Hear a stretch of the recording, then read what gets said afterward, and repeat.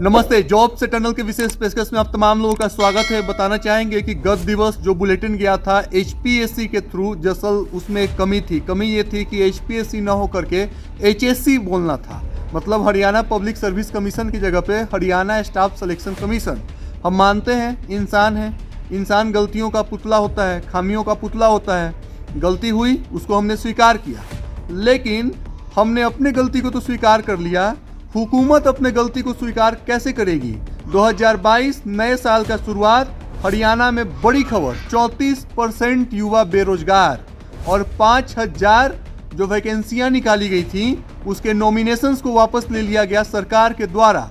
शिक्षा विभाग के द्वारा 4000 रिक्त वैकेंसियों को निकाला जाना था, उसे भी वापस लिए जाने के लिए सरकार क्रमबद्ध तरीके से अपनी योजनाओं को तैयार कर रही है। 5000 रिक्त वैकेंसियों के लिए 26 लाख की संख्या में जो हरियाणा के युवा हैं वो अप्लाई करते हैं। अब आप यहां से फिगर लगा लीजिए कि एक सीट पे कितने कॉम्पिटिटर हैं।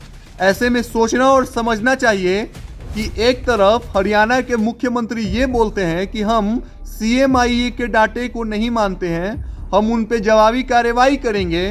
दूसरे तरफ रणदीप सुरजेवाला ने ये पोस्ट डाला अपने ट्विटर अकाउंट पे। साथ ही साथ जब उन्होंने पोस्ट डाला और मीडिया ने इस खबर को उठाया तो जितने भी विपक्ष के नेता हैं, स्क्रीन के ऊपर आप देख रहे होंगे, मैडम किरण चौधरी हो, संतोष दहिया हो, अमन चीमा हो, ये तमाम लोग अब मैदान में आ गए हैं। और कांग्रेस के जितने भी बड़े बड़े गद्दावर नेता हैं वो भी एक तरीके से हरियाणा कांग्रेस के नेता मैदान में आ चले हैं। चित्रा सरवारा का हमने कुछ दिन पहले इंटरव्यू लिया था, उन्होंने भी मैदान में आते हुए कहा कि हम हरियाणा के युवाओं के साथ हैं, सरकार की मनमानी और मनमर्जी को हम नहीं चलने देंगे। और आने वाले समय में हरियाणा में विधानसभा का जब चुनाव होगा तो युवाओं के रोजगार को अहम मुद्दा बनाया जाएगा। हिंदुस्तान के युवा अब सजग हो रहे हैं, जागरूक हो रहे हैं, उन्नति और प्रगति के पथ पे हैं, सही और गलत का उनको अंदाजा है।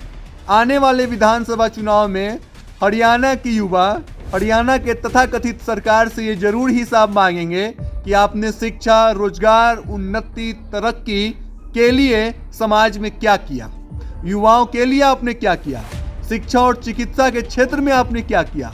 तो ये तमाम चुनावी मुद्दे होंगे जिस पे वोट दिया जाएगा।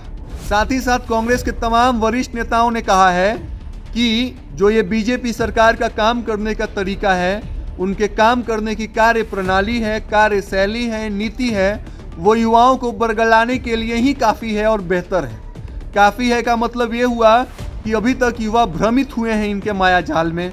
दूसरे तरीके से ये है कि जब चुनाव होगा तो चुनाव के समय बीजेपी के तमाम वरिष्ठ नेता क्या मुंह लेकर अपने अपने विधानसभा क्षेत्र में जाएंगे वोट मांगने के लिए, ये अहम बात है।